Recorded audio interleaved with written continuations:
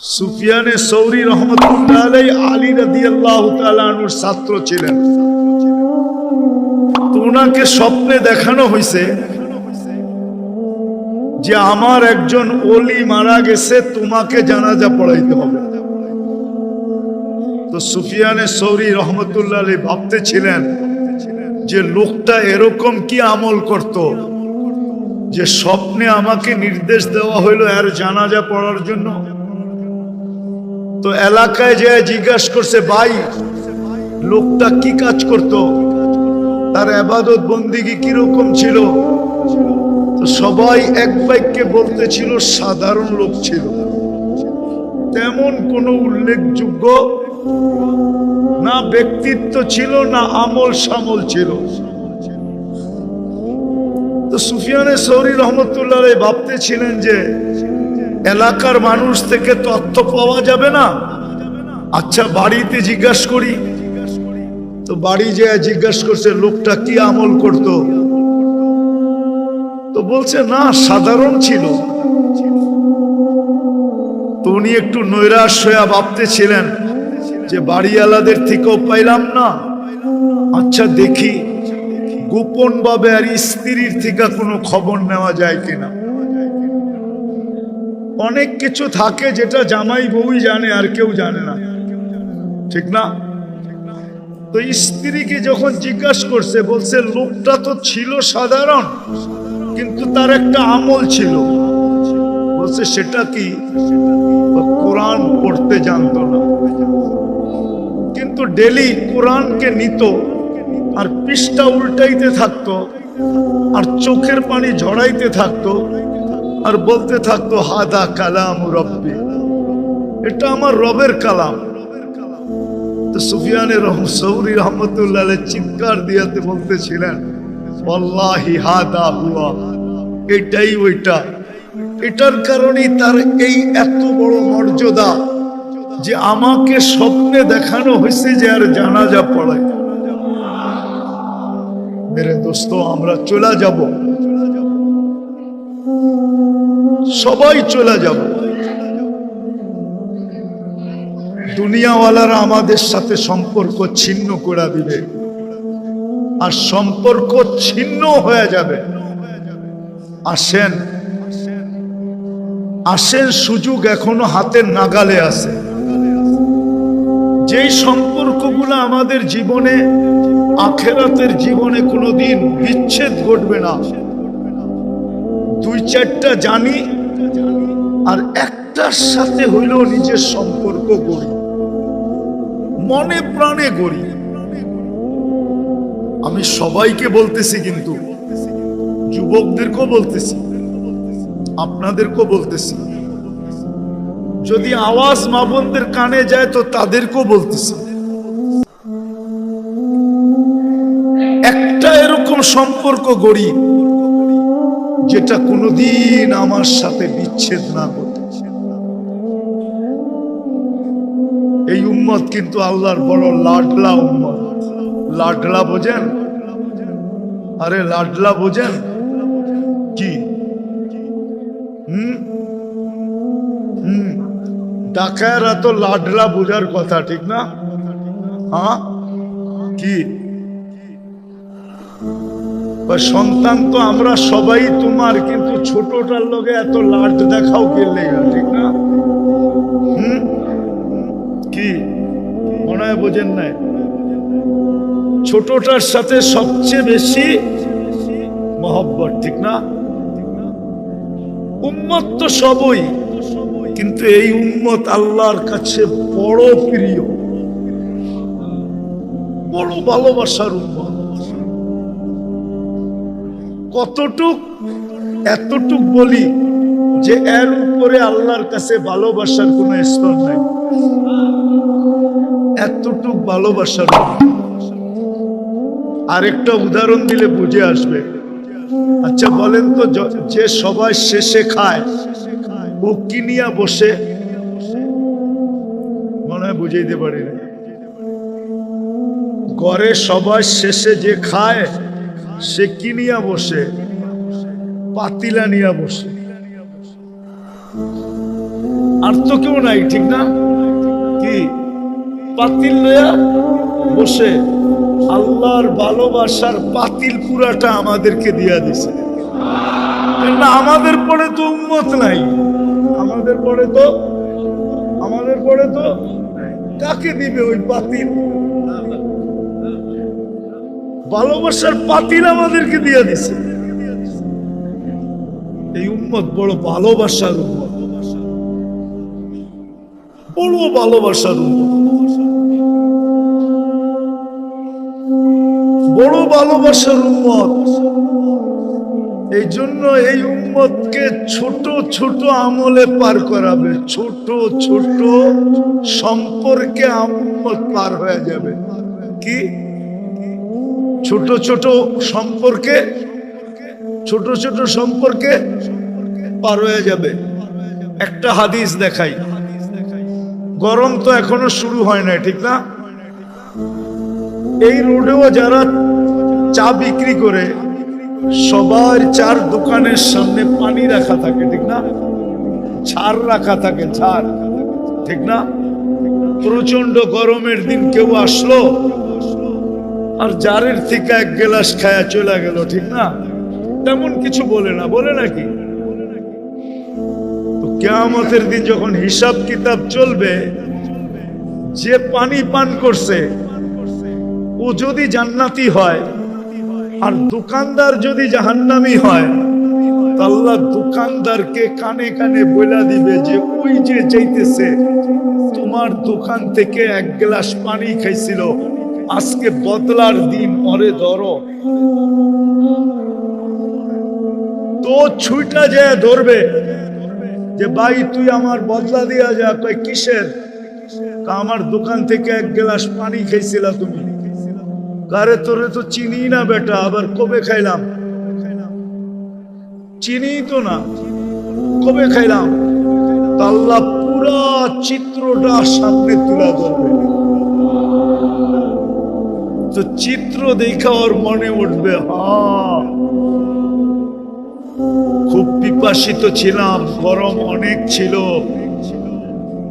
খায়া তো ফেলছি। তোর মনে উঠবে, তখন বলবে বদলা দিয়া যাও, চলো আল্লাহর কাছে। নিয়ে যাবে আল্লাহর কাছে, আল্লাহ বলবে বদলা দাও, বদলা দাও। তো বলবে আল্লাহ আপনার মেহেরবানিতে তো আমি জান্নাতে যাইতেছি, আমি আর বদলা কোত্থেকে দিব?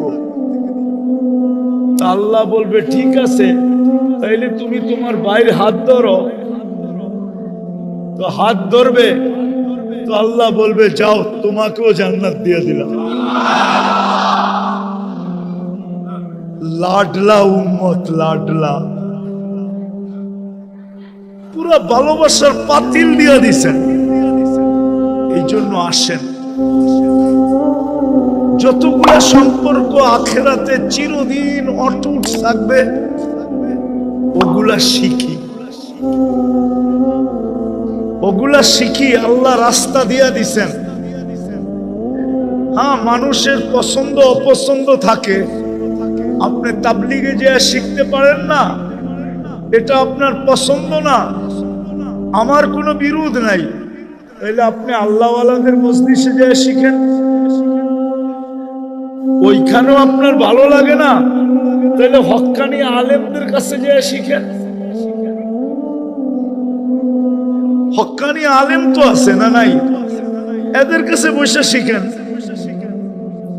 লম্বা শিখার তো দরকার নাই, এক দুইটা শিখেন। এটাকে মনে প্রাণে ধরে রাখেন।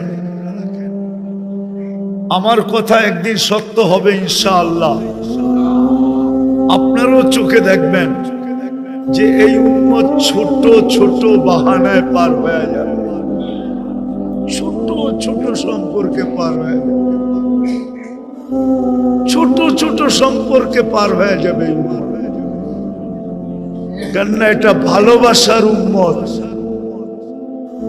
পুরা ভালোবাসার পাতিল দিয়া দিছে আমাদেরকে, বান্ড দিয়া দিছেন, সবকিছু আমাদের উপরে ঢেলে দিছেন। এই জন্য সবার কাছে দরখাস্ত, শিখেন, এর সাথে সম্পর্ক জোড়েন। যুবকদেরকে বলবো, জোড়ো, মউত কখন আসবে কেউ জানে না। দুই শ্রেণী ব্যতীত কারো পার পাওয়ার সুযোগ নাই, শুধু বাচ্চার পাগল। বাকি যুবক, তোমাকে আমাকে এই চেহারাটা দেখাইতে হবে। ওই দিন কিভাবে দেখাবো? কিন্তু নিজের কাছে যদি কিছু থাকে তো আশা করা যায় এই উম্মত পারে লেগে যাবে। যদি আল্লাহর রসুল হাউজে কাউসারের থেকে বিতাড়িত না করলেন, আর যদি বিতাড়িত করে দিলেন, তাহলে বাঁচার কোনো রাস্তা থাকবে না। এই জন্য তো আমি বলি, ওলামারা একমত হবে কিনা জানি না, হাউজে কাউসার যার পেটে গেল, ওকে আল্লাহ কোনো না কোনো বাহানায় জান্নাত দিবেই দিবে, দিবেই দিবে, দিবেই দিবে। কেননা যার পেটে হাউজে কাউসার গেল, ওই পেট কোনোদিন জাহান্নামে যাবে না।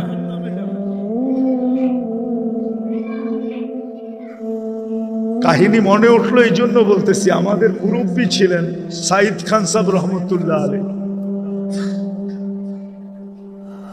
তো উনি কয়েকদিন পর পরই সুদানে যেতেন। সুদানিরা ওনাকে জিজ্ঞাসা করতেন, হযরত আপনি কয়েকদিন পর পর সুদান আসেন কেন?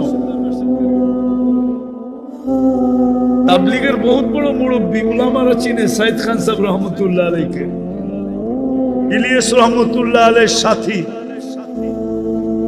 তো উনি বলতেন কি যে, শোনো, আমি সুদানে আসি, দরিয়ায় নীল হইল জান্নাতের নদী। আমি আসি এইখানে গোসল করতে আর পেট ভরা পানি খেতে। সবাই জিজ্ঞেস করতেছে, গোসল আর পেট ভরা পানি খাওয়া? জান্নাতের নদী তো খাইয়া আল্লাহর কাছে দোয়া করি, আল্লাহ যেই পেটে জান্নাতের নদীর পানি গেল, ওই পেট যেন দুযোগে না যায়, ওই পেট যেন দুযোগে না যায়। ঠিক তদ্রূপ হাউজে কাউসার যার পেটে যাবে, কোনো না কোনো বাহানায় আল্লাহ পার করে। এই জন্য মেরে দোস্ত, আসেন শিখি যে সম্পর্কগুলা চিরদিন আমাদের সাথে অটুট থাকবে, সর্বগাটিতে, সর্বগাটিতে আমাদেরকে সামলায় নিবে, পার করায় নিবে, আগে বাড়ায় নিবে, পাহারা দিয়া নিবে। কসম খোদার, পাহারা দিয়া নিবে। ছোট ছোট আমল আছে, ছোট ছোট, এতগুলা তো বলা যাবে না। এই জন্য আমাদেরকে শিখতে হবে। আমি রাস্তা দেখাইলাম, আপনি যদি তাবলীগে যেয়ে পারেন ওইখানে শিখেন। যদি আপনার মন না চায়, ভালো না লাগে, তো আল্লাহওয়ালাদের দরবারে যেয়ে শিখেন। ওইখানেও যদি আপনার ভালো না লাগে, তাইলে হক্কানি আলেমরা আপনাদের প্রত্যেকের বাড়ির আঙ্গিনায় আছে, হাতের নাগালে আছে, এদের কাছ থেকে শিখেন। যে হুজুর আমাকে 2-4টা শিখায়া দেন, আর এই 2-4টা কি মনে প্রাণে ভালোবাসা জীবন ভর এটাকে সঙ্গী বানায় রাখেন। করবেন তো ইনশাআল্লাহ? পাক্কা তো? বিলকুল। সামনে রমজান আসতেছে, শাবানের আজকে 2 তারিখ হয়ে গেল। রমজান উম্মতকে আল্লাহ পুরস্কার হিসাবে দিচ্ছেন।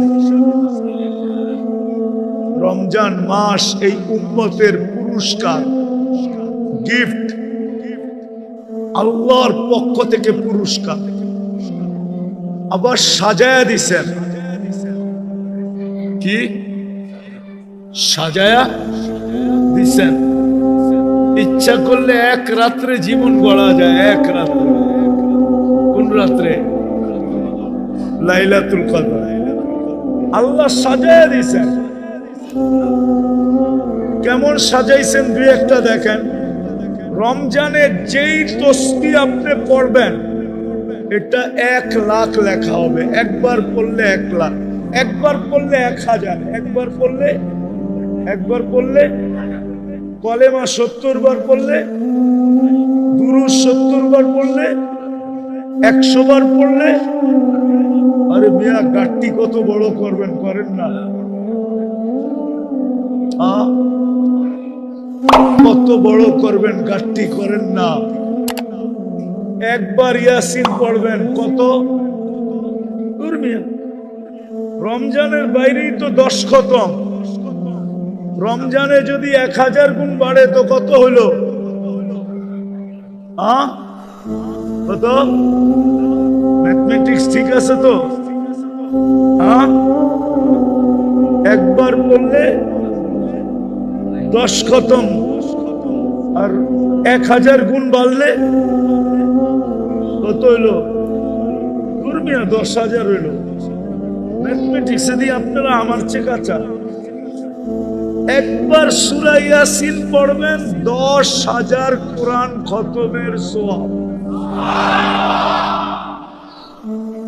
বাবারে 1000 দেন না, মায়েরে 1000 দেন না, দেখা যাবে আপনি 1000 কোরআন খতম দিছেন, কোরআন খতম উইরা যায় মা বাবারে এমন ল্যাপটায় ধরছে।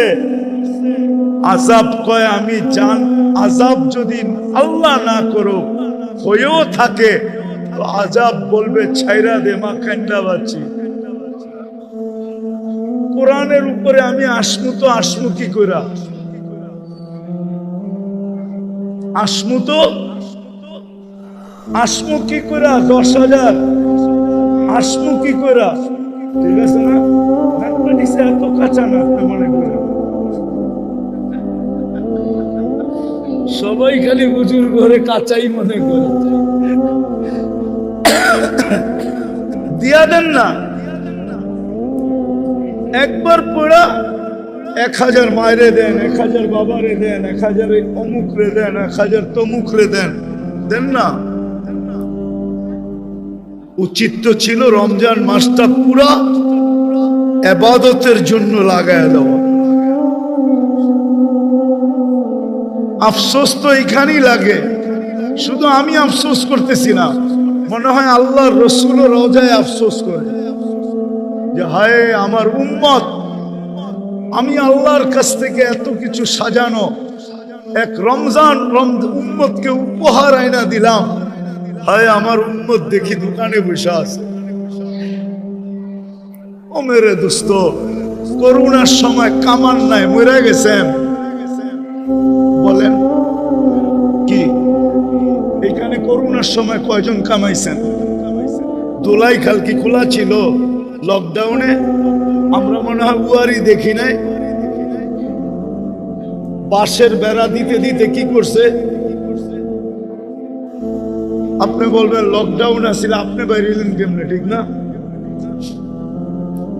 কি আপনাকে উয়ারি প্রত্যেকটা রোডের ভিতরে বাঁশ দিয়া ভাঙবে না? হ্যাঁ, লকডাউনে কামাইছেন কোত্থেকা? কি না খেয়ে মরে গেছেন? হ্যাঁ, ভালো খাওয়াইছে, ঠিক না? 1 মাস না কামাইলে মরে যাবেন না। হইতে পারে আর পরের মাসে এমন কামাই দিব, এমন কামাই দিব। আমি একটা সত্য কথা আপনাদেরকে বলি, আপনার তাঁতিবাজার দিয়া যান না, দেখেন না সবাই গদির ভিতরে সারাদিন বয়া থাকে। আমরা মাঝে মাঝে শুনি দোকান থেকে, রিক্সার থেকে কয় এরা কি বেচে, কিছুই তো দেখা যায় না, কোনো কাস্টমারও তো নাই, এরা করেটা কি? মাঝে মাঝে দোকানতে বয়ে বয়ে শুনি আর মুস্কি মুস্কি হাসি।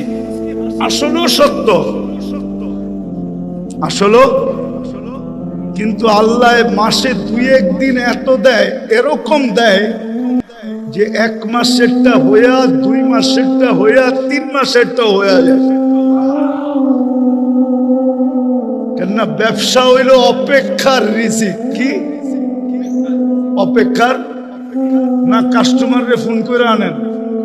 হ্যাঁ, কত মাল তো আপনার কাছ থেকে বিলকুল কমপ্লিট করে ফেলছে ভাই, আপনার তিনিমু একটু পরে কি বুঝা জানি একটা হাসি দিয়ে গুলো, ভাই আসলে তো নিতাম, কোয়ালিটিটা জানি কেমন কেমন মনে হয় না। ভাই রাখেন, একটু দেখালে ঠিক আছে না?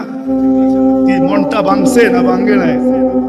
হ্যাঁ, মনে হয় প্লেট উপর থেকে ফালাইলো, এত টুকরা হইতো না যত টুকরা মনটা হয়ে গেছে, ঠিক না? কি বুঝাইতে পারলাম? 1 ঘন্টা পরে আবার ঘুরে আইছে, ভাই মালটা কই? এখন আপনি একটা প্যাচ মারলেন, ভাই মালটা তো গেছে গা, ওই দামে তো দিতে পারবো না, মালটা তো গেছে গা। যদি নিতে চান ওরমই একটা আছে, কিন্তু আরো টাকা বেশি দিতে হবে। তো বেশি দিয়া নেয় না? নেয় না? হ্যাঁ, ওরে বাইর করলো কে, আবার আনলো কে? আপনি যদি 1 মাস না কামান মরে যাবেন। আরে যান, দুনিয়ার বহুত দেশ আছে রমজানে কামায় না।